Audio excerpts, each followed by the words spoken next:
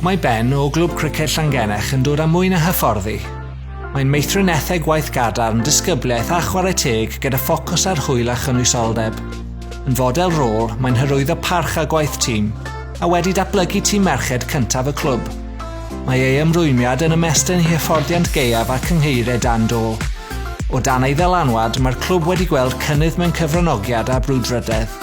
Mae ymroddiad Ben yn sicrhau llwyddiant chwaraewyr a chydlyniad cymunedol, gan gynnwys codi arian ar gyfer uned awtistig leol.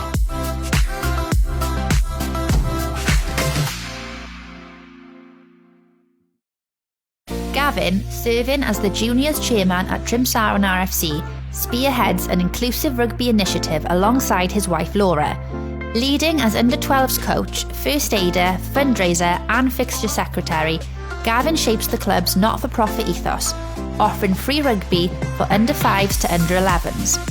Despite being in a deprived area, Gavin ensures rugby is accessible to all, providing not only free training but also essentials like boots and meals.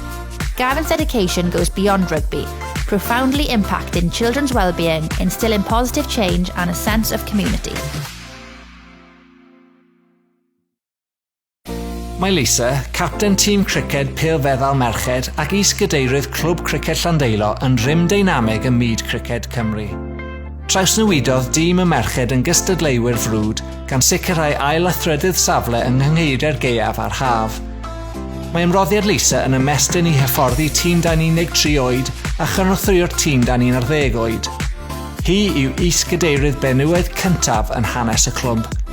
Mae taith criced Lisa, o fod yn newydd ddyfodiad, i ennill gwobr ysbrydoli i chwarae criced Cymru, yn adlewyrchu ei ymrwymiad di-wyro.